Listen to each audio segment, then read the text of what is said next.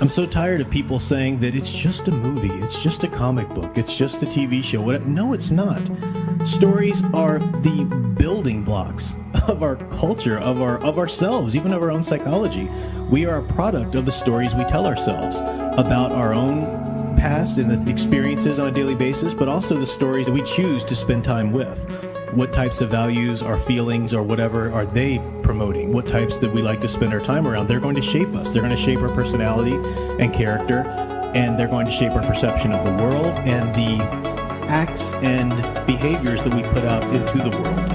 And people don't understand that. They go, it's just a movie. It's just this. I can like and promote whatever I want. Well, of course you can, but you should pay attention to the responsibility that you have. Consume stories responsibly. As a member of society, as a human being, responsibility to yourself. Consider the consequences. You need some balance. You need some certain criteria that is going to make sure you're promoting the right kind of works, or at least have thought through the type of work that this or that story is going to do in our culture, and then make your own decision whether or not that's something you want to support. Consume stories responsibly. Consider the consequences. Consume stories responsibly.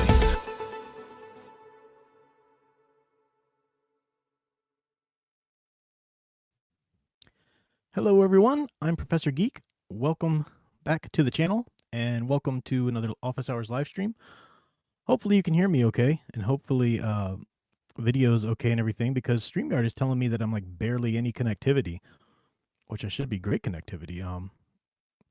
I don't know, we did have some weather, and maybe I should reboot my router or anything, but as long as you guys can hear me okay, and as long as the computer's not freezing. Private, I said video is awful. Yeah, see this? Okay, so you're good there. Huh. Video's awful. This sucks. I don't know why it's happening. You know what, guys? I do want to be able to show some things on the video, and I don't know why this is the case. Let me just let me come back to you in a few minutes, see if something might work here. So I'll be back.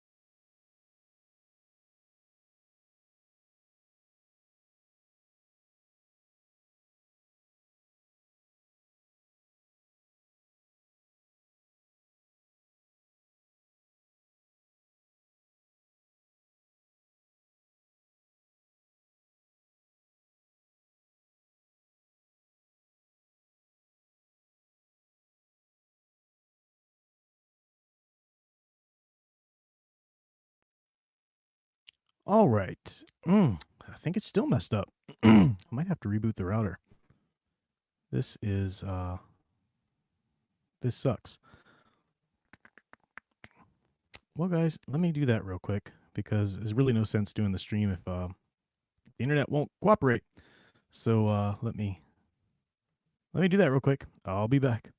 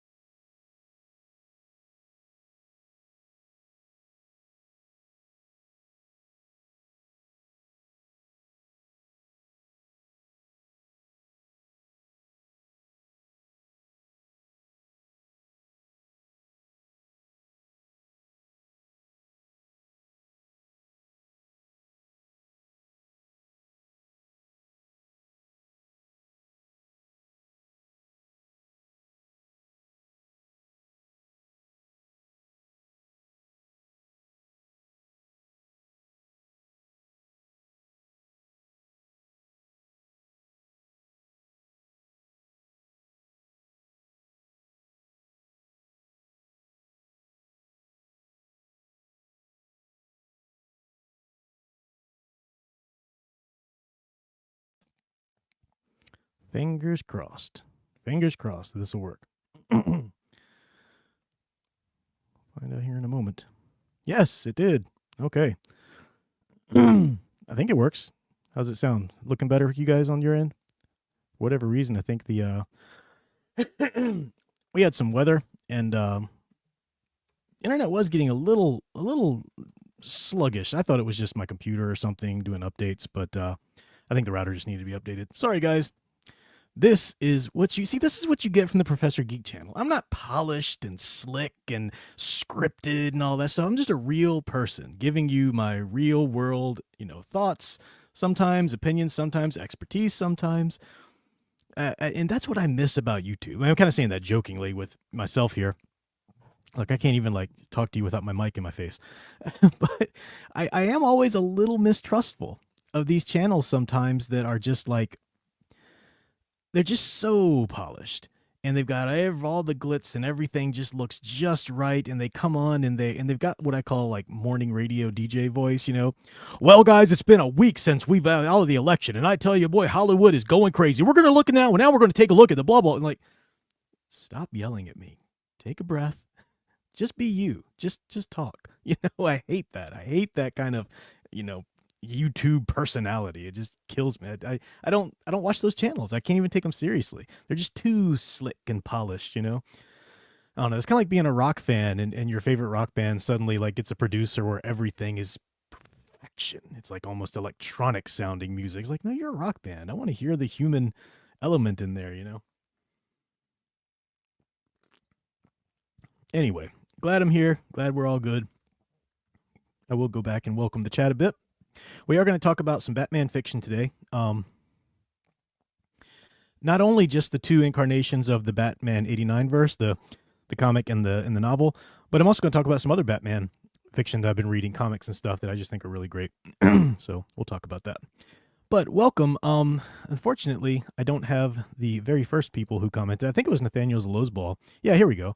And Big Al Presents, Private Eye in Retrospectiva, Ghost Planet Mac Inc., welcome, Darth Enigma, Final Fantasy fan, Ace Moic, Andre Hernandez, Leia Plus Size, welcome everybody, my dear Sound Engraver, of course, Eldritch fan, Bizzo Chozo, Corner, Samuel Proctor, welcome. And I do have a super chat right out the gate here from Studio Super. Thank you so much, sir. Said, I finished doing art celebrating the election. Her name is Miss Maga. Nice. I'll have to check that out. I'll have to check that out on your Patreon. That's funny. Michael Schimbati, good to see you. I know you're going to like this stream. Divinidal Kayan, welcome. So yeah,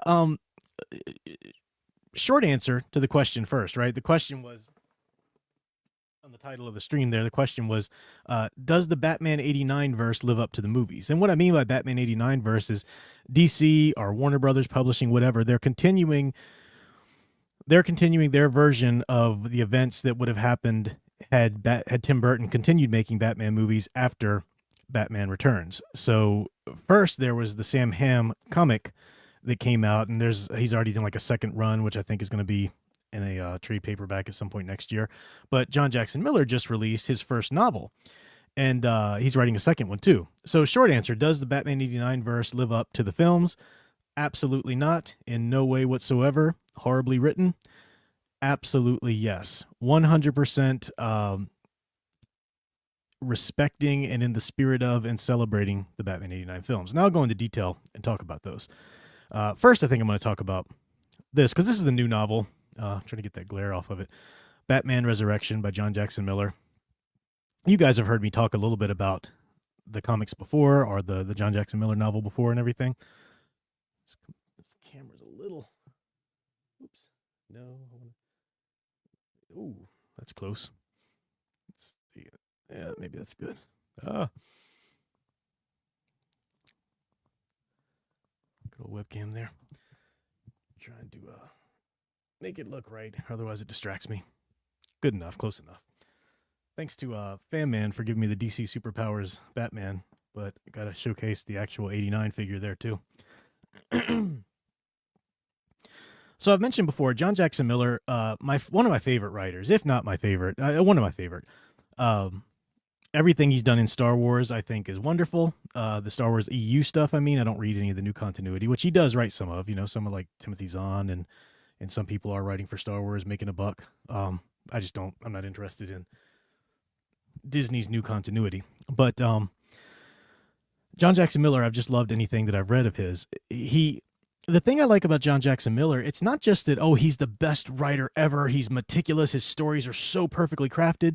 I think they are well crafted, but it's not so much that. It's the fact that you can tell John Jackson Miller loves the stuff he's writing about. And he has fun writing about this stuff. You can tell he loves Star Wars. You can absolutely tell he loves Batman 89.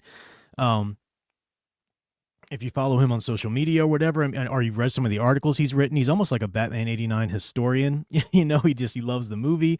And all through this book, there are little Easter eggs, there are little moments, little nods, little rehashings of some of the lines from even the first Batman movie. And it's all done for the fans. And it's not just like empty memberberry fan service. No, I mean, it's the story still means something. The story's going somewhere and the story's its own thing. But he's writing, this is what I think we all wanted to begin with. We either wanted a story that took place right after Batman Returns, let's continue that tale, or a story that took place right after Batman 89. And that's what he gives us here. He gives us a story. This takes place after Batman 89. Maybe a year's gone by. I don't even think maybe that even, since the Joker died and since the end of Batman 89. And that's good connective tissue, right? Because Batman Returns, I still love that movie, but it's not quite as good as the first one, right? Still love it. And it also had a very different feel. Still a Burton film, but it just kind of went a different tact. And there were some things that you just kind of had to, like, it wasn't coming off the heels of Batman 89. You don't really get any closure on what happened with Vicky Vale. You don't really get any closure of how's the city handled the death of Joker, healed after the whole Smiley, or Smilex as they call it, attacks and whatnot, poisonings. And so there did need to be a good story in between there that really dealt with those things, tied up those issues, told another tale. And John Jackson Miller's really good at that. I've noticed he's really good at that even in the Star Wars verse. I mean, probably, it's hard to say it's my favorite John Jackson Miller Star Wars novel, but Obi-Wan Kenobi is our Kenobi. It's hard to beat. Of course, he did great with the old Republic stuff too. But anyway, Batman Resurrection. I talked a little bit about it. We have characters of Clayface. I don't want to say. I mean, you'd know it if you just looked at the chapter titles anyway. Doctor Strange is in this book, and Hugo Strange, great villain. If you've only played the games, you know him from Batman Arkham City. But Dr. Hugo Strange was actually the first supervillain in the comics, the first villain that Batman ever faced that wasn't just like a mobster. And Julie Madison was Bruce Wayne's fiance at that point in the comics, early, like second issue or something like that comics. And so it's cool to bring Hugo Strange in, and Julie Madison even makes an appearance. Now, in the Schumacher movies, I think Julie Madison was played by Elle Macpherson in the Batman and Robin film. That's not, we're not taking into account that continuity. This isn't taking into account Batman Forever or Batman and Robin. It's just taking into account the first two films. So this is sort of some connective tissue between the first two movies. It is set in the same universe, as I said, because Warner Brothers is just commissioning all of these to be set in the same universe. So it is set in the same universe as Sam Hamm's Batman 89. That doesn't affect the book negatively, though. You just see a couple, like Drake Winston, the Robin of Sam Hamm's, he has a little cameo in it, and some little things like that, or little nods to this suit or whatever that might have been featured in that comic or whatever. Enough to connect it, but not enough. Like, you can easily enjoy this as right now, it's kind of a trilogy. Batman 89, you read this and you watch Batman Returns. It's wonderful. It's really, it's a fun book. You can tell it's not a perfect book. I'm not saying it's the best written thing ever. The pacing lags a little bit kind of at the end before it really gets ramped up to the cameo. I mean, to the climax and everything, but it keeps your interest the whole time. It's fun. It's a fun book. It's a fun book for fans of Batman 89. He does give cameos sometimes and go some places where he's like giving the Gotham response. And that's when the pace lags a little bit for me. And that's again towards the end before the climax really hits the ground, because you know what's going on, but it takes the characters a little longer than you'd like to for them to finally figure it out. And let's move along with the plot a little bit. And I think it's just because he's trying to give the whole feel of Gotham, the response and everything, and the atmosphere there. So that's one, if I was critiquing it, that's one thing I would say, hey, maybe try and tighten this part up or something. But it doesn't at all affect my ability to enjoy the book. It's John Jackson Miller writing at his with all of his talent. It's writing about something he loves, and it feels like the author loves the book. He loves the character of Batman. Batman's a hero. Batman is still trying to save Gotham. Now, it is in the 89 universe, so it's rules from the comics are off the table. You know, I mean, we're in the 89 universe. We're in a universe in which Jack Napier became the Joker, and the Joker killed Batman's parents and all that kind of stuff. So, you know, you're with that continuity, which means you're writing from that continuity, but you're also freed up and you don't have to follow the comics, you know, particularly. So, for example, there's another supervillain. I won't give the name. There's another supervillain that makes an appearance, and you're like, is that? But the name's wrong. Yeah, but that really sounds like this villain. And by the end of it, you're like, oh, there is that supervillain, you know? Because I was reading it, just trying not to read anything about it on the internet, just getting my experience of it. And it's just so much fun. You can tell, you know, I looked up John Jackson Miller. I'm just going to show this. Let that load up again there. Let's see. John Jackson Miller's X account. I looked it up because I'll say what I was doing a little later. I was trying to show, to make a point, looking up Sam Hamm's X account and John Jackson Miller's X account. But John Jackson Miller's X account here, he's celebrating the book. And not just that, he's also fanning out over the movie, you know, talking about all these things, you know, the movie, there's the book. He's you know, no politics to be seen, at least, you know, not last time I checked through here, just talking about the book. He got reviews. Before the book came out, he was talking about just his love for the movie and all this kind of stuff. I mean, this is great. This is wonderful. That's what I want to see from an author on their public face social media accounts. I want to see them promoting their work. And so there he is with Timothy Zahn. That's awesome. We have too much talent for one picture right there. You know, that's just what I want to see. It's great. And, you know, so it's somebody who loves 89. He loves the character, and he's celebrating that. He's celebrating that, telling a wonderful little story there. Let me remove that. I think I got some super chats here. Let me get to before I get too far beyond them. Whoa, man, well, the chat was so long before I started with getting the internet taken care of. Let me get back to my super chats here. Okay, got Studio Super's first one. Another one from Studio Super said, my friend writer partner is reading Resurrection and is loving it. Basically, from what I understand, an in-between for 89 and Returns, exactly. Not to mention incorporated so much details from 89. It really did. I mean, this is somebody who loved that movie and loved all aspects of that movie, you know, and really, wrote it from that. It's great because I love Batman 89, you know, wonderful. Studio Super also says, if you pull all four of the Batman movies together, I don't think the filmmakers intended this, which is why I say Batman has unintentional character arc through all four of them. I've heard people talk about that, like try to treat it as just the 80s, 90s Batman verse, like trying to treat them all as one. I think it might be kind of fun to do, you know, if you're doing it, but you know, whatever. But yeah, I've heard that. Eldritch Fan says, the good about Resurrection, respects characters and no woke. Absolutely. Wait till you're done. Talk about the give a spoiler warning, Professor. Well, don't spoil it for fans who I appreciate you giving the spoiler warning, Eldritch Fan. I do. Don't put anything in there that might spoil it for people who want to go read it. But you can talk about, you know, your critiques and things you didn't like about it or whatever. But yeah, the only thing I could say critique wise was just you know, the pacing lagged a little bit with all of the different cameos. I didn't need all that, you know.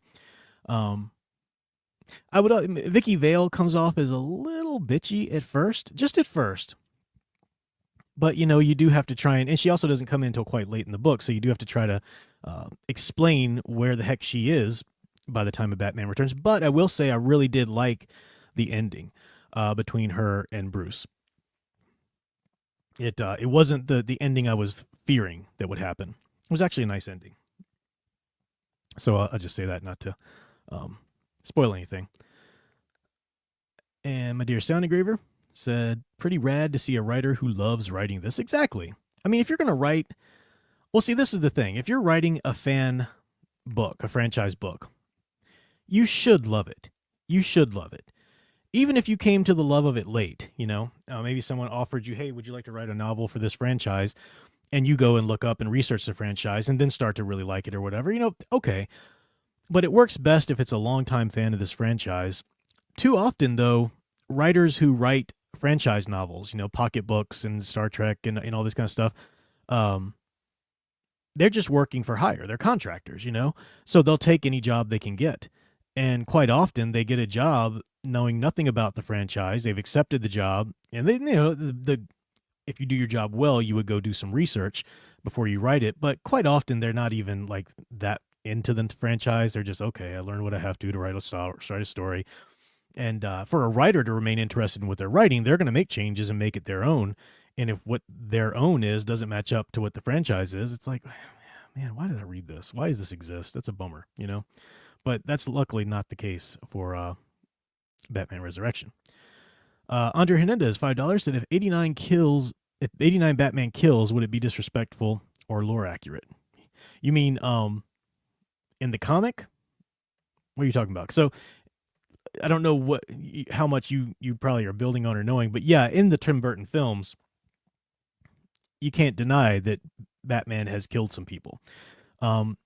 As I always say, it's not, well, at least in Batman 89, it's not directly, he's blowing up the plant. But yeah, it'd have been nice for, some way to, he gives a warning and then you see henchmen flee the building or whatever, before it blows up. You could have had that. But the thing is, you didn't even think about it when you were watching it back then because it wasn't highlighted. I never really got it that Batman was killing back then, and nobody, who watched the movie with me, was pulling that out. I'm not saying it's not there, and I'm not saying it should, it should not have been there. But at the same time, it's not highlighted and doubled down on like a Snyder film. It's like, no, I'm going to let you hear the bones crack, and I'm going to let you see the branding, all this kind of stuff. So it was a different thing, a different time, a different light, in which it wasn't, it was so not in line with the character that a lot of us didn't even get it, as kids watching anyway, Now Batman Returns, you got him like putting the bomb in the guy's belt, which is still done in sort of a cartoony way. It's horrible. He shouldn't have done it, but it's also the way it's almost a slapstick way it's shot, So it's just highlighted in a different manner. But I can say that in this book, he doesn't kill anybody. I'm trying to think. I don't remember. No, he's not a killer. He just doesn't do it. In fact, John Jackson Miller goes in some places and kind of explains some things that were some things in the movie kind of made you go, and you just roll with it. You suspension of disbelief, you go with it, and it's fine. But John Jackson Miller actually explains it. For example, at the end of Batman 89, there's that wonderful scene when Batman's swooping in with the Batwing, and he opens his guns up on the Joker's there, and he's targeting the Joker. But of course, the guns are just going on either side of the Joker. So you can maybe say, okay, these are warning shots. He's trying to, whatever. Of course, reflective bullets, who's he hitting in the crowd? But again, movie, suspension, disbelief, whatever. But then Joker pulls out this pistol, if you remember, and he lengthens the barrel on it. And it's just a pistol, but he lengthens the barrel, and he shoots up at the underside of the Batwing as it goes through, and then Batwing crashes. And you're like, all right, Batman, you got this incredibly expensive, technologically advanced Batwing flying contraption, and one little shot from a revolver takes you out. It was a little weird, the movie, but John Jackson Miller's novel explains it to where it was actually, what's the word? I can't remember. I can't think of the word right now. The impulse, the thing that the electromagnetic, what's the word for it? That knocks out electronics. That's what it was. It was one of those weapons that disrupts the electronics. So I was like, oh, well, that makes more sense. Okay, that'll work. So, so he even goes through and explains and kind of fixes some of the things that were a little weird about the first one. Even Alfred letting Vicky Vale into the Batcave. They have a conversation about it in this book. And Alfred's like, you know why I did that? Because you yourself had just visited her with the intention of telling her. You were interrupted. You couldn't tell her from the Joker. I care about you. I know she's good for your life, so I did it for you, which still isn't like, okay, you probably shouldn't have done that anyway, but it makes a little more sense. At least it's addressed, So it's, I like that aspect of it. Studio Super says, with the Batman costumes in 89 and Returns, there is a slight difference between them. One is a bit more armored and the other is more sculpted muscle. I prefer muscle for theatricality. How about you? You're right. I definitely prefer the Batman 89 suit to the Batman Returns one. It's not a huge difference, but I like the Bat shield on the 89 one, which has got that little extra Tim Burton-esque, spike in the bat wings. And I like the fact that it's more of just like the sculpted, because that's theatricality, like you said. It makes people think that's really his body, and it's body armor, protecting all that stuff. Batman Returns one was a little more designed, and it straight lined, and of course the bat shield matched the symbol for the film. So it's It's not bad. I mean, Batman Returns suit isn't bad by any means, but I prefer the Batman '89 suit as well. Bradley Renfro's is the Batman Returns suit. Looks like the grill of a car. Yeah, the front, the rib cage and everything a little bit. Yeah, yeah.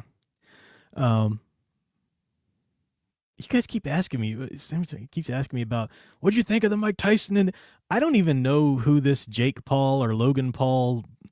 I know Mike Tyson from back in the day. I have no idea who this other guy was. I have no idea there was a fight until some people were talking about it on Facebook. I don't watch sports. I don't watch boxing. I don't know. I don't even know who won, to be honest with you.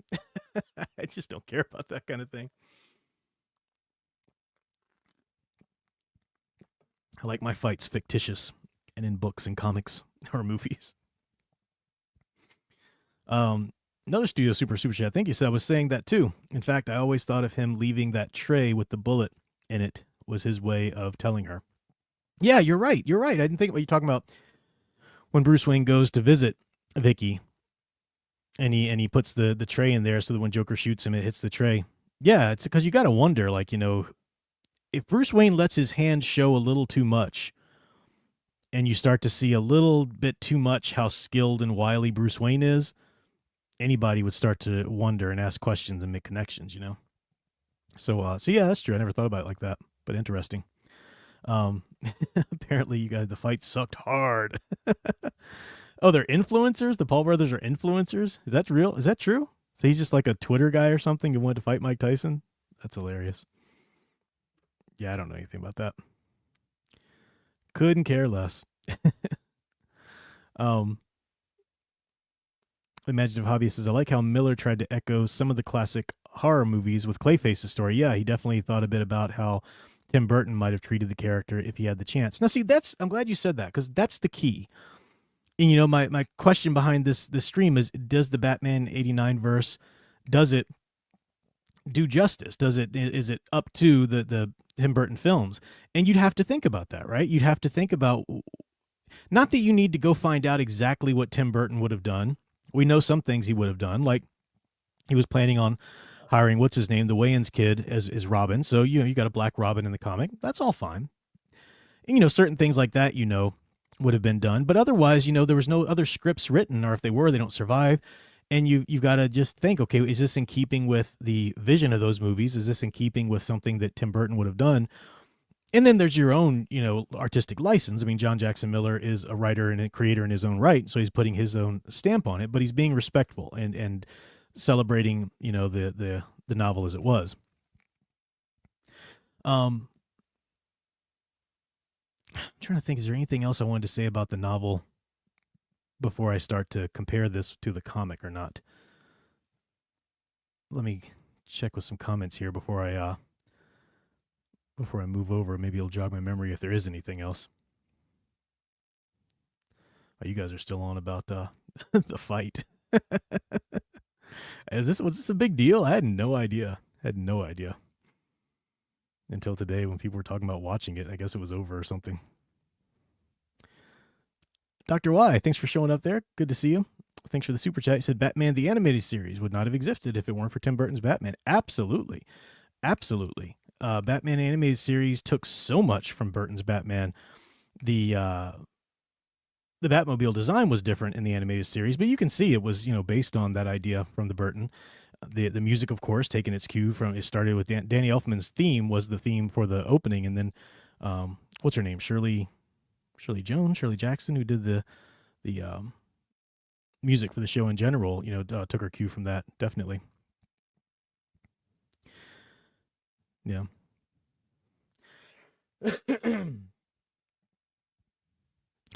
Okay, Eldritch Fan is talking about how he didn't like the sympathetic aspect of Clayface. I get that. If you're a Clayface, the villain fan, I get that. I've always thought of Clayface, though, myself as just a fan of, as somebody who could come around. In fact, in the Detective Comics Rebirth, the Rebirth Detective Comics, when Batwoman is putting together a team, Batman tasks her to put together a team there in Gotham, and a rehabilitated Clayface joins that team. And I always thought that was cool because Clayface, I don't know. It depends on what continuities you're using. If he goes crazy and starts killing a bunch of people, then yeah, you've got a villain. And he is a fun villain. He is a fun, monstrous villain if you really go full villain. That's very true. It's I like a sympathetic Carlo, because if he's a monster, that makes me think of like classic Wolfman monster, classic Universal monster with a little bit more pathos. But I get people who might not like that. I get that.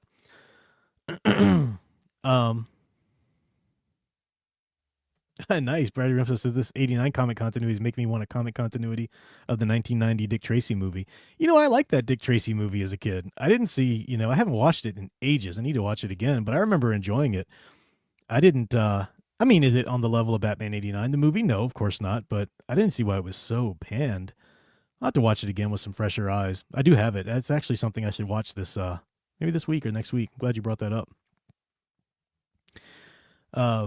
Michael Skimbadi says, I'm tired of Batman fighting psychopaths. Let's see Batman fighting crime lords, Penguin, Scarface, Black Mask, people who use their money to buy judges, juries, and police politicians.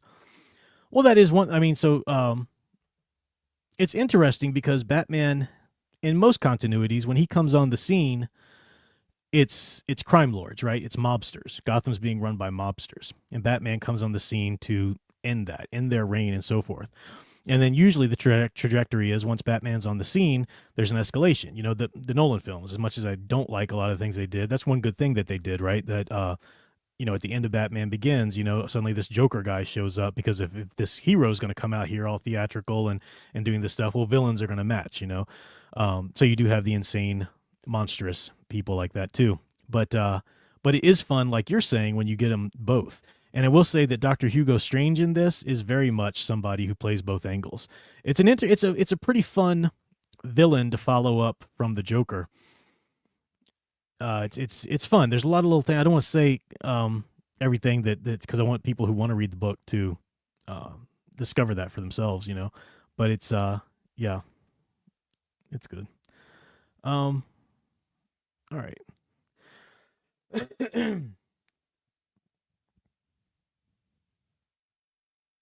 Yeah, in the animated series, a lot of the villains had sympathetic moments. Greg W. It was interesting in if any of you watched The Batman, which was an animated series, which had some really good things about it, and it also had some things that were just like, where are you going with this? What are you doing? It kind of lost the plot by the end of it. But when it started out, it was fun, and they did a totally different take on the Clayface. It wasn't even Basil Carlo. It was this cop friend of Bruce's. Interesting take. I did like the Batman animated series take on the Riddler. That was fun. It was Robert Englund voicing him, and the Riddler was basically like an Alice Cooper visual. It was kind of fun. It was an interesting take on the Riddler not being so much just sort of the Frank Gorshin parallel of a Joker. It was fun.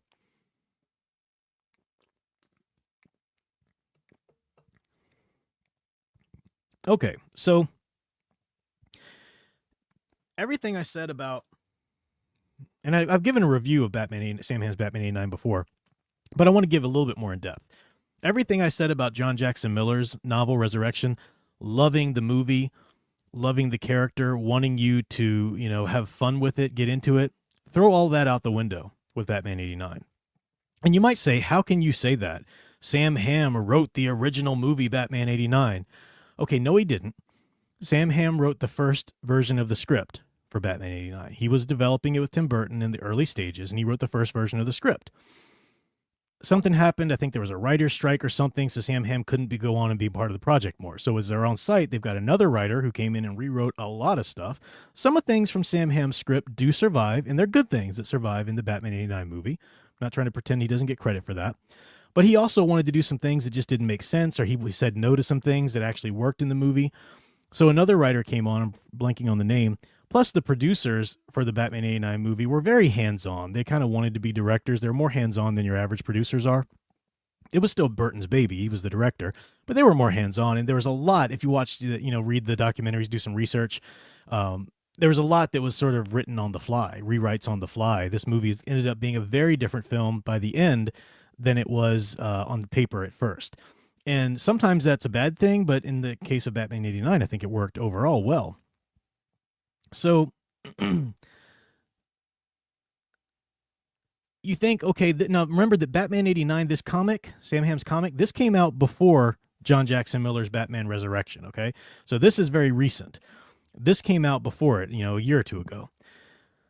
So this was the very first piece of official fiction that we were going to get from the Batman 89 universe. The first piece of official fiction we were going to get from the Tim Burton verse since Batman Returns came out, okay? People who, like me, who love that universe and who were wanting to dig back in, we wanted to get back into that universe. We wanted to get back into the feel of what it felt like at that time and rejoin our characters that we loved being the characters that we know and love from the movies. Sam Hamm decided, as the first incarnation of the universe in, decades, he was going to take it years and years and years after Batman 89. Michael Keaton's Batman has got like gray temples at this point. It's a ways away. You first meet Batman. He's trying to stop this terrorist attack, and he ends up getting some people killed. And there's blame for him over that. And the DA Harvey Dent is wanting to shut down Batman. Commissioner Gordon is at the end of his power, is at the end of his time as commissioner. And the city's coming after Batman because they don't think they can really trust him. I mean, have you been taking notes from Zack Snyder? And I remember reading it for the first time going, where are you even going with this? We wanted to be introduced to the character that we loved again and spend time with him, and this is the crap you're giving us? Then it made sense. Batman, in the first part of the story, he chases a criminal. This guy stole from this store, and the owner's like, hey, he stole from me. So Batman follows the criminal to his apartment, and he says, give back the money. And the guy's like, money? All I stole was diapers for my baby. And it's a black guy. And then this other vigilante, which is the Robin, this other black guy, basically gets the drop, sucker punches Batman, knocks him out the window saying, you're not welcome here, blah, blah, blah. So Batman's like hanging on outside. The National Guard is wanting to fire at him. Somehow they end up hitting the black guy that was stealing the diapers, and Batman can't save him. He can't hold him up, and then the guy just falls to his death. And then you see Batman in the cave. I messed up, Alfred. I messed up. Sam Hamm, do you understand this character at all? Do you understand what was great about these movies at all? This is the garbage. You're the people who've been clamoring for more stories and more time with this character and time in this universe. This is the crap that you were giving us, and the first thing right out of the blast in the book. And then I knew why. Then I realized why. As you read the book is very much about racism. He took racism against African Americans, that very real world issue, and just transposed that directly into Gotham City. That's not what that's not what mythology is for, right? You don't put politics directly into a story. Now, what do the people who try to, how dare you don't understand comics? Politics have always been in read the X-Men, for crying out loud. Okay, let's read the X-Men. You had the civil rights movement going on. Were the X-Men about Professor X gathering together African-American students at his school for the gifted and them being, dealing with discrimination against black people? No. X-Men were about a fictitious type of people, mutants, who rise up. And it dealt with discrimination against people who were different. And it dealt with issues. It recontextualized a real-world issue. And when you take a real-world issue and you recontextualize it in mythology, suddenly it's so much broader. It can speak to so many more angles and aspects of that real-world issue. It's no longer tied just to, say, racism against African Americans. Suddenly now we can deal with racism against a bunch of different people groups, or discrimination against a bunch of different people groups, no matter where you live or what people or demographic is in your area or whatever. That's the work of mythology. When you take a real world political issue and just transpose it into a fictitious story, that's just you wanting to preach your politics. And then you think about it, what time, year Sam Hamm is writing this. This is the post Black Lives Matter, post #MeToo, in which white people were told, white cisgendered heteronormative white people were told to sit down, shut up, and you listen. That's all you get to do. You get to listen. You listen and learn how we are constantly discriminated against by your systematic blah, blah, blah, blah. And so that's what he saw Batman. Sam Hamm, who you think would know better, who worked on the very first movie that ended up being so great, decided to take Bruce Wayne, and he didn't see in Bruce Wayne the beloved character of Batman, the hero that we know and love. He saw in Bruce Wayne a rich, white, straight guy who needed to be talked to. And that's what happens. This Batman, Sam Hamm's Batman comics are about Batman screwing up as an out-of-touch, rich, white dude and him having to be lectured by the black people in the comic, by the women in the comic. Catwoman, you know, she was able to spy on him all this time. She gets the drop on Batman, right? And she comes back and she's lecturing him too. By the end, you know, it's garbage. It's garbage.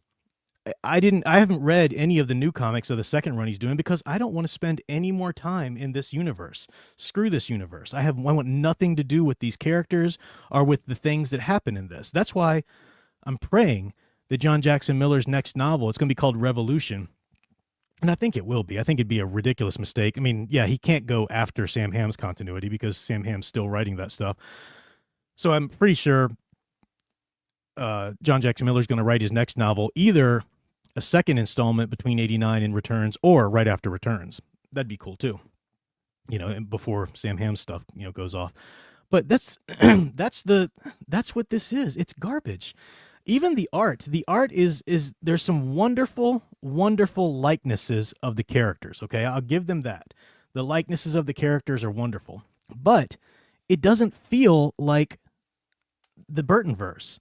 None of the when you look at the city, it just doesn't feel like the Burton verse. It's just brightly colored. It's give me some atmosphere. You know, give me some of that Anton Furst wonderful production value. And you say, well, this is a comic book. It's not a movie. Well, here's what I mean. I'll give you an example.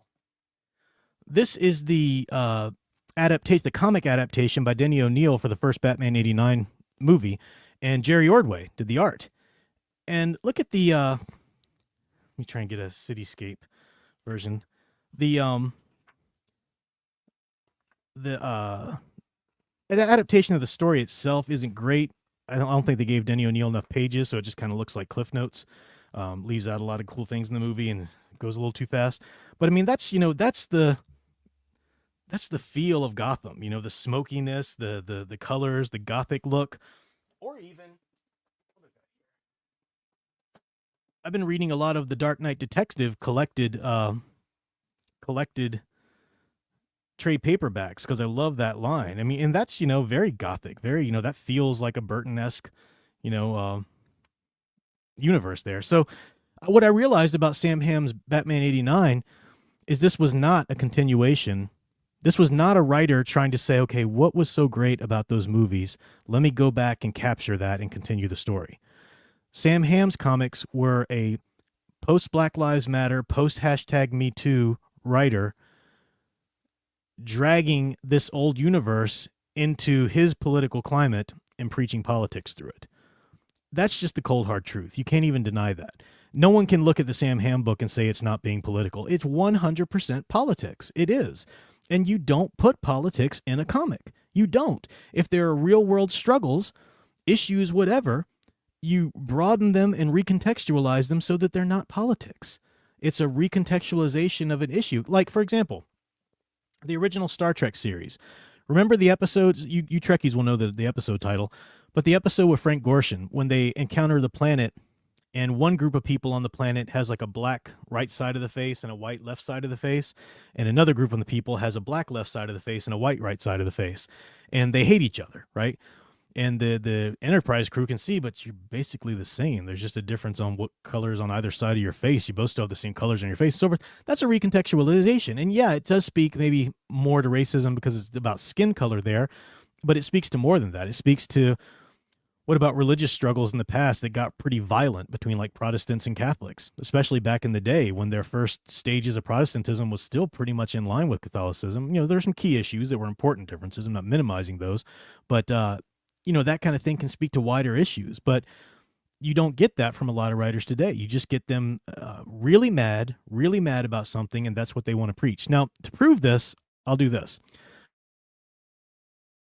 I just showed you John Jackson Miller's X account, and he's just loving it. He's having a blast. He's talking about his book. He's talking about Batman 89. Earlier this week, I looked up Sam Hamm's X account. everything on the page was, look at these evil people we have coming into office. Oh, what are we going to do? And everything was Trump derangement syndrome, and everything was just, and I pulled it up tonight to show it, and it's not even there anymore. He's one of the celebs who like, we're leaving this we can't be around this toxic environment. You know, so like, well, you know, goodbye, so long. It'll be a better place without you. Sam Hamm's not somebody who's wanting to celebrate these franchises, and he's somebody who wants to be political. And a lot of people are that now. And you know, go be political then, but stop trying to bleed it into the franchises that we dearly love, you know? Let me get some super chats here. Oh, it jumped. Let me go back down to where I was. I think Studio Super was the first one there. Okay. Thank you, Studio Super. If I missed one, let me know. But you said how good this novel sounds if only an artist could make a comic from it. Though seriously, it'd be awesome if we could get some comic adaptation of Resurrection instead of what we got. Yeah, I love the novel adaptation. Some visuals would be cool. There's a great Audible edition. He was a capable reader, but he's not really trying to do the voices so much, you know. It'd be great if we got the guy who what's the guy that does all the Star Wars stuff, that does them the best, who can do all the Star Wars voices so perfectly? I forget his name. He did the Thrawn trilogy. It'd be great if we got somebody like that doing the voices, you know. But at least there's those, you know. There's a couple different avenues to watch.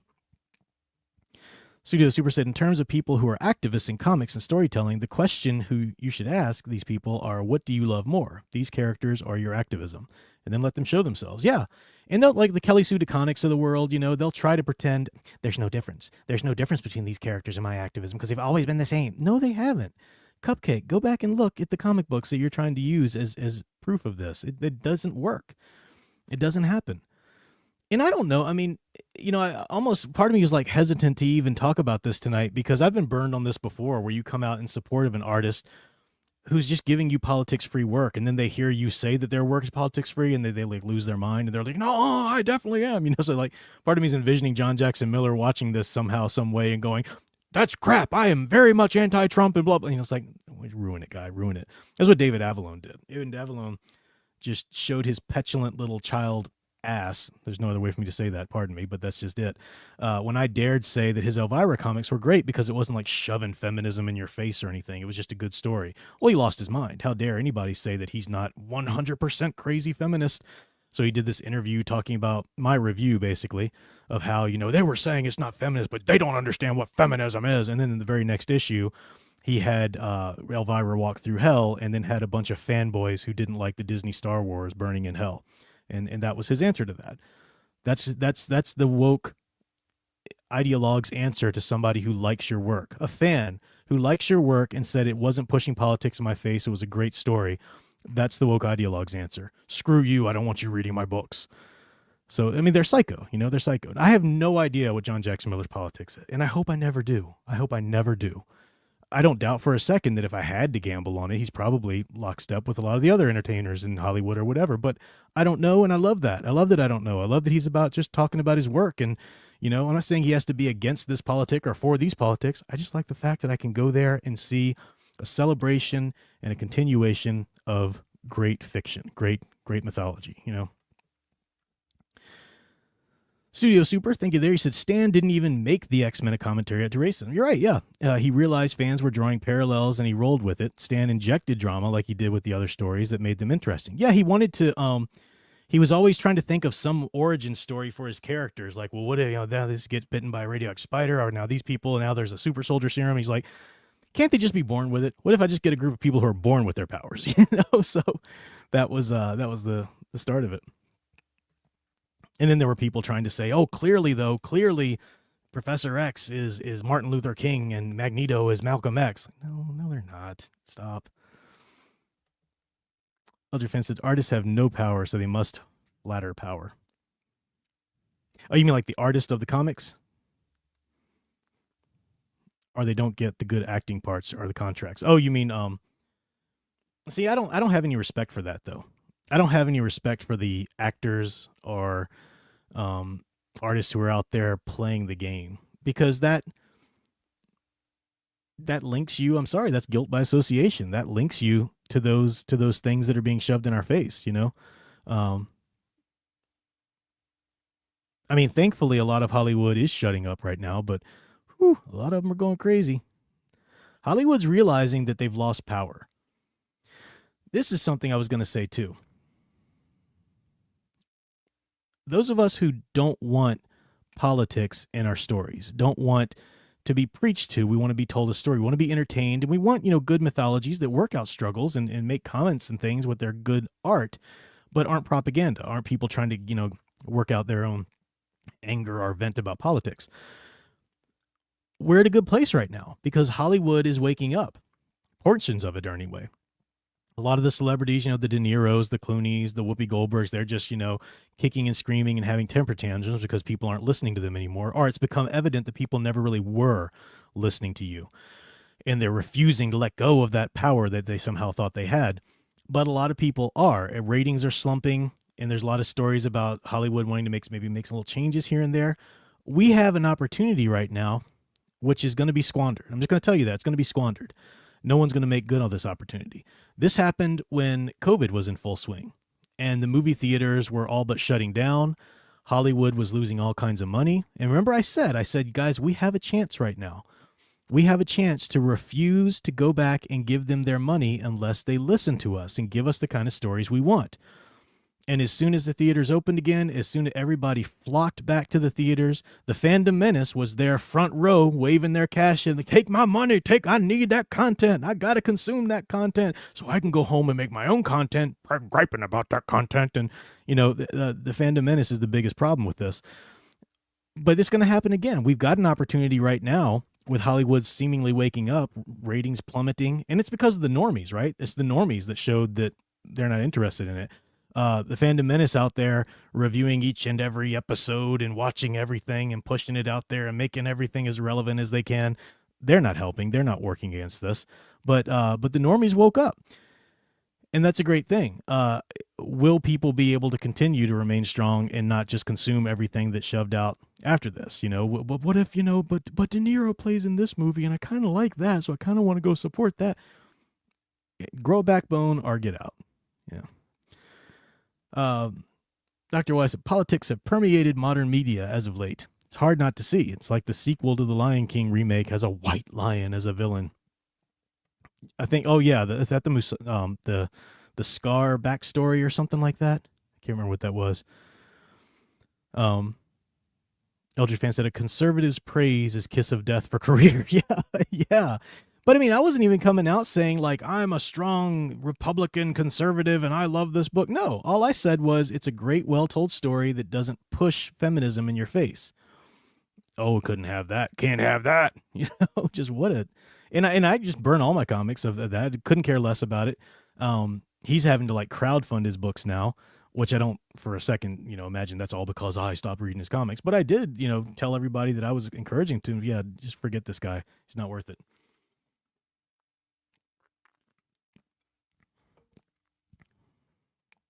Studio Super says, in terms of analogies, recently saw Transformers 1, and it was entertaining how I could just draw religious analogies from it.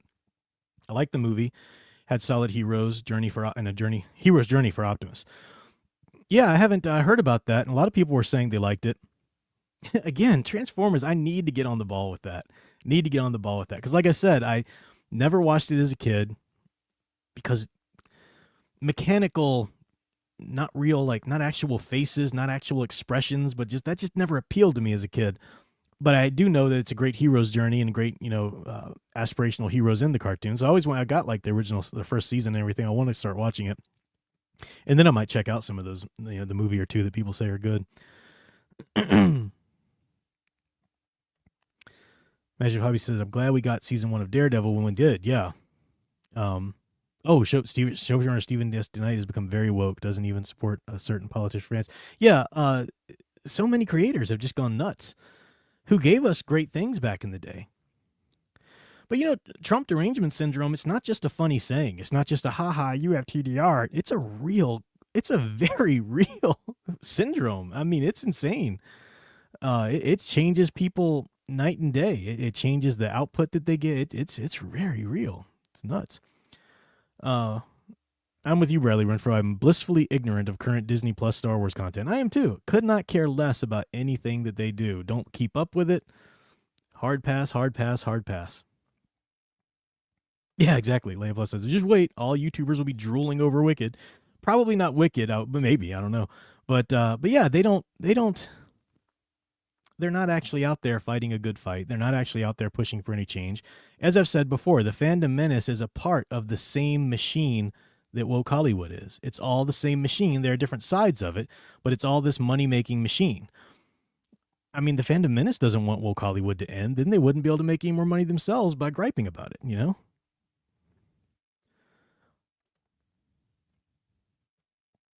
Ah, yes, before I forget, Sound Engraver, tomorrow's stream is more Batman. She'll discuss what makes him the best kind of protagonist. Yeah, she's read some of my classic Batman books, and she's got a lot to say about that. It'll be fun to hear that tomorrow. There's her stream link if you want to catch that. Let's see what else is going on here. Yes, more Batman. Andre Hernandez likes that.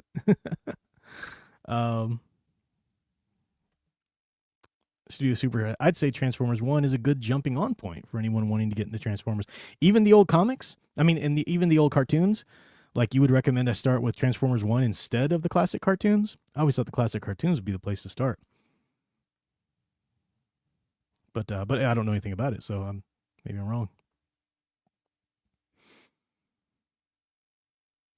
Whoa, Samuel Proctor, you just watched The Wizard of Oz for the first time last night? In the theater with my grandma, whose sister was born in the same year it released. That was great. Wow, cool. That's great. Did you like it? I guess I'm old enough to remember when it was a big event, like once a year when Wizard of Oz would come on network television, you know, and we all there with our floor model, you know, TVs with the antennas trying to get NBC to come in, you know.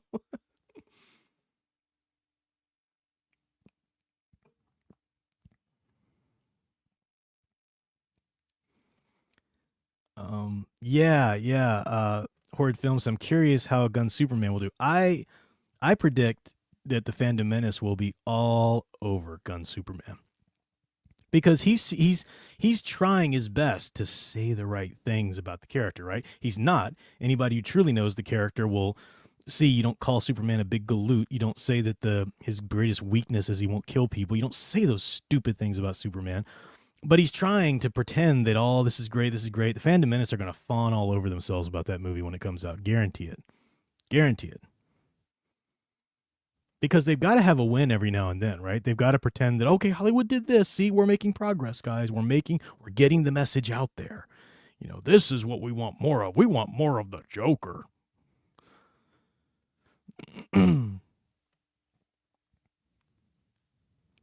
Let's see. I'm over the hour limit, but I didn't really get started until, you know, it took me a while to get the computer and internet and everything. So I want to go for a little bit more.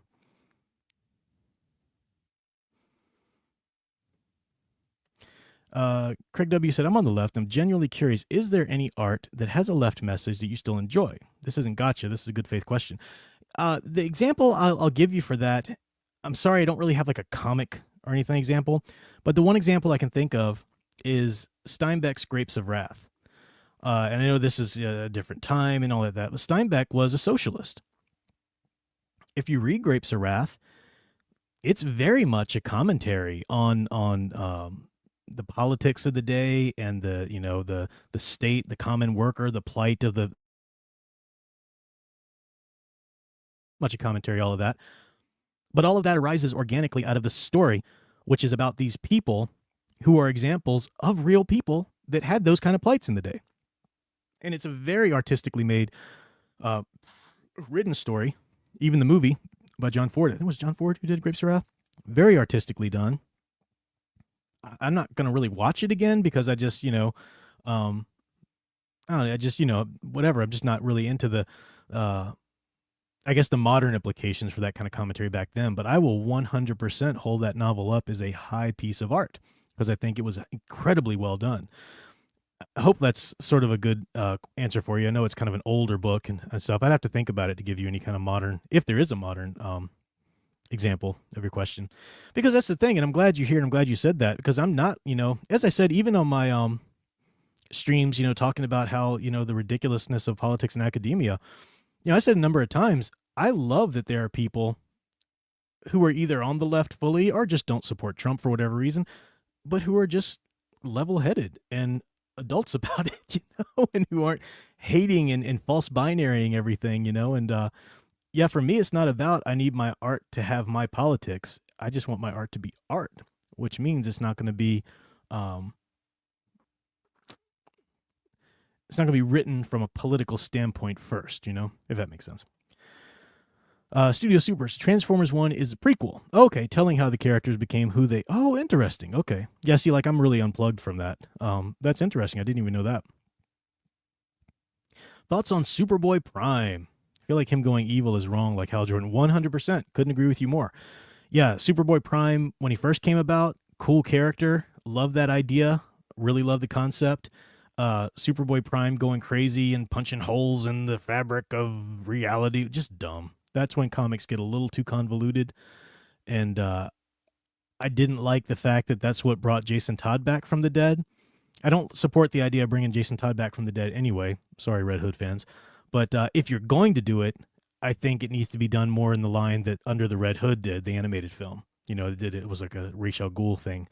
It just got really weird with the Superboy Prime stuff that they ended up doing. I like the idea of alternate universes, and we can tell tales in these different universes, like what if this character was like this and so forth. I love that idea. The Elseworlds things were a great idea. I really hate it when the universes start to meld together. The crises, I've never really liked a DC crisis. Just stop. Keep that stuff separate. Not really interested in, well, what if they all came together? And now, okay, only one universe is going to... Shouldn't have made them in the beginning if you don't want to continue them, but that's just me. Divinity Kayan, fun fact, white lions are natural occurrence, not something manufactured by humans. Are we talking about white lions? Or were you just being random? Or did I miss something? Was something in the chat there? I do like the band White Lion. Like their 80s stuff. That was great. Studio Super, thank you so much. Said, speaking of Joker, I found it funny how people defend the movie, then who are saying that that's not the Joker. When we are saying that that's not the Joker. Come to find out, with the second movie, the director agreed with us. Gotta love irony. Yeah, there's always, people... I'm sure people would argue with me about the Sam Hamm comic books and say, this is exactly what I wanted from those movies. Whenever a person comes in and they start from a fundamentally different foundation. Like I faced this a lot with Zack Snyder bros back in the day. People who said, I didn't even care about Superman until I saw Man of Steel. Zack Snyder made the character worth it for me. Okay, well, you're obviously in a completely different planet than I am as far as, so we don't agree on anything. There's really no sense in us debating on whether or not those movies are good because we disagree on the very premise of what to judge them by, So the same thing with people who, try to defend this or that, version of the Joker or whatever, when they're just not realizing. And it's not just about, did it happen in the comics? If it happened in the comics yet or once at some point in history, then that's it. That's real. It's a real character. No, as I said before, comic books are a place to throw a lot of stuff against the wall throughout the decades. All the crazy, stunts that were pulled and continuity issues that were going on. The public decided, the readers decided which things stuck and which things continued, and they, that's what sticks in the public consciousness is the real version, the iconic versions of the characters. Eldritch Fan said, early DC Doom Patrol comics, pretty left but good. I never really read those.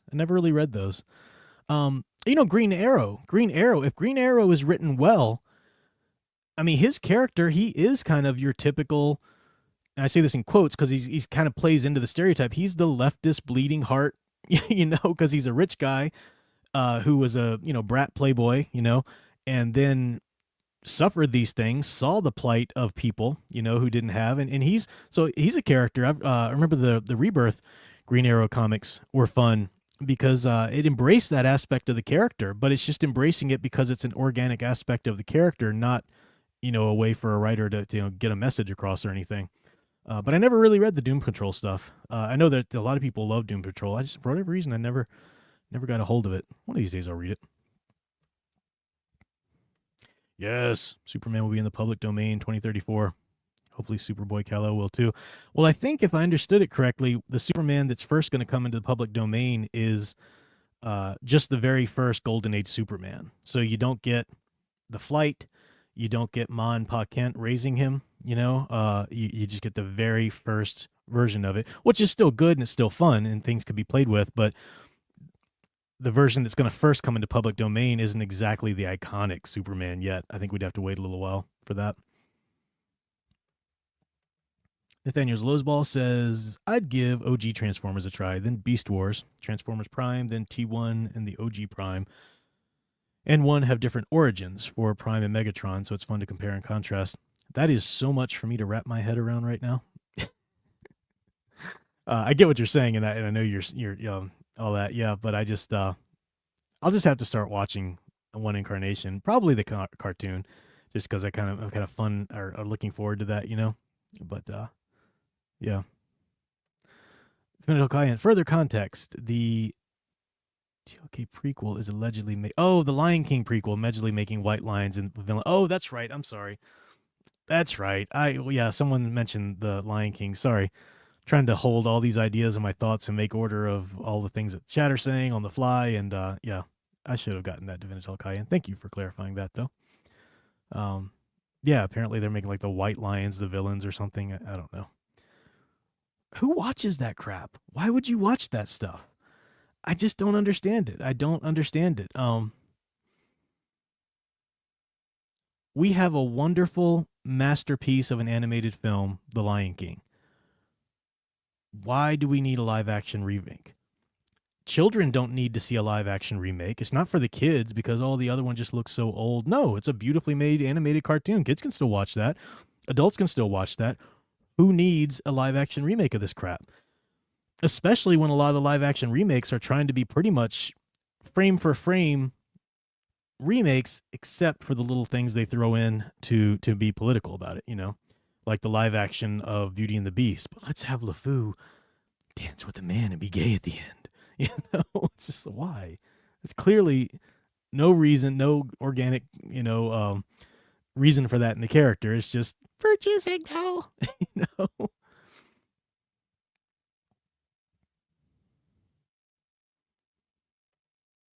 Studio Super says, before going, I sent the Miss Maga art to you. Oh, cool, in the email. If you want to check out that later on, great stream. Oh, thank you. Appreciate that. Yeah, we'll check that out. Eldritch Fan said, almost wish there was multiple Star Wars continuities. Well, I mean, there are in terms of we've got the EU, and then Disney's doing theirs. You say, then we might get a good one. Now, I like the EU. I know you have problems with the EU, the way it ended and stuff. And I haven't read every single thing of the EU, but I'm still thoroughly enjoying it. I will get back to some Star Wars probably after the new year. I'm having just so much fun just letting my interest go where it goes. For September, October, I was just all about Universal Monsters and really delving into the monster archetypes. Had a blast doing that with you guys. And now I'm really into Batman. Maybe this is what I'll wrap up the stream on. I mentioned it a little bit.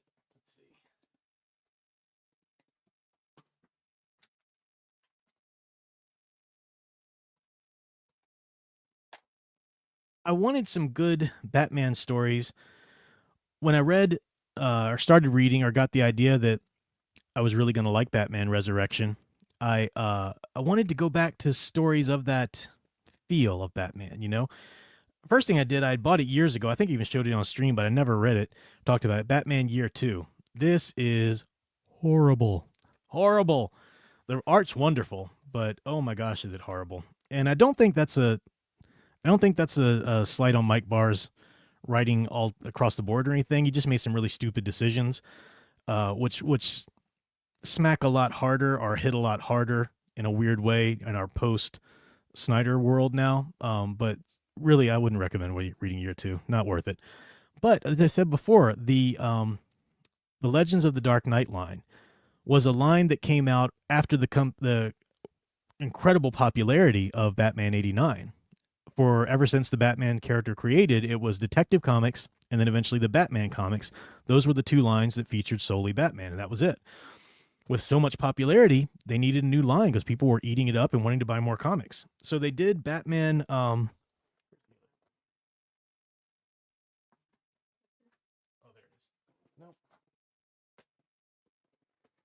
Okay, I think I left it on my shelf.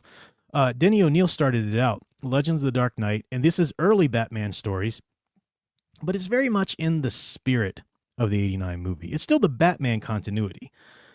So Joe Chill's still the one that kills Batman's parents and stuff like that, but it's in the spirit of the fun and the fascination people had with the character. Batman Shaman is the first one to get. I thought I pulled it down from my shelf, but it's up there still. Batman Shaman by Denny O'Neil, just a wonderful story. Wonderful story. Batman Gothic came next, which is Grant Morrison.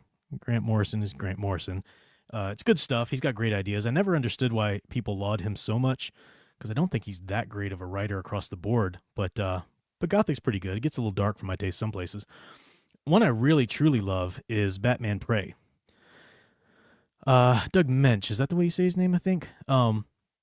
Really solid. Now, I'm only going to talk about here the first, some of these compilations include Terror as well, which is a 5-part series as well that kind of picks up and does some stuff with Hugo Strange as well. But Batman Prey is such a great story, such great art, such a great, again, this is the first time that Batman is dealing with Dr. Hugo Strange. This is just wonderful stuff. There's a moment in this story that really captures what I think is the real true appeal and what makes Batman so special and so universal is how much he's dedicated to his purpose. And the purpose has to be a good purpose. Purpose has to be altruistic and true. It's positive activism. As I said, psychologists call it. He sees his parents murdered before him, and he doesn't go crazy. He doesn't want revenge on all the criminals. No. He realizes, I don't want other people to have to go through what I did. So he trains, he dedicates his whole life to that fact. And the fear of the criminal and putting fear in the criminals is the theatricality of it. But he's there to save people. And there's a moment in Batman Prey, I won't give you any details because I recommend you read it if you haven't. Dr. Strange, Hugo Strange, really attacks Batman in a way that's pretty rough, pretty wicked psychological attack. And it really kind of knocks Batman back on his heels. He runs into the Batcave. And Hugo Strange has been trying to do this like through the media. He's been trying to get at Batman psychologically. And Batman's trying to ignore it. Well, he does this attack on him that just really is penetrating. It really just knocks, Batman for a loop. And Bruce Wayne runs to the Batcave, and he stays there, and he says, I will not let the dream die. I must stay here. I'll stay here where it began. The cave must heal me. I will not let this dream die. And I love that. And Alfred's like, sir, you need to, come back and, eat and go upstairs. And he's like, no, I will not leave this cave. The dream can't die. I have to stay here where it began. And I love it when comics or superhero stories or movies can just speak such a profound lesson to you like that. There are times when you have a purpose and you have a dream, you have something that you need to do. And it's a good purpose. It's a noble purpose. It helps people or whatever, doing your work or something like that.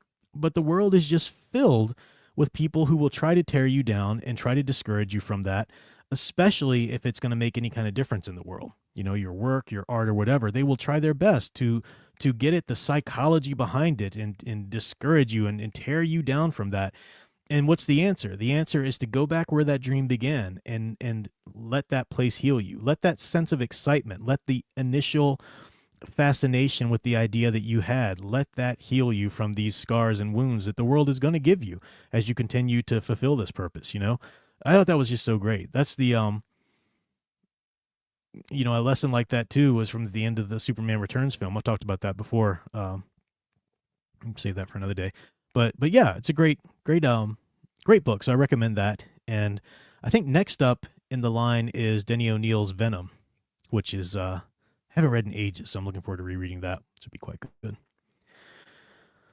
Yeah, that's why I answered your question there, Andre Hernandez. Thoughts on Venom, that Denny O'Neil. It's been too long since I read it. I think I didn't read it. I think I read it when it came out back in the days. I was basically a child. So I need to reread it. But I'm looking forward to it because I like Denny O'Neil and I like the idea that where it's going and everything.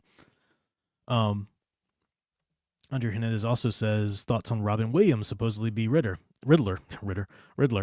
I can see it if done well. I could see that if done well. In fact, I'm wondering if, well, can't say anything. Nope, sorry. Not going to say anything. I don't want to, I want to be as I want to encourage you to read all these works that I've shown you tonight without giving you all these kinds of things away.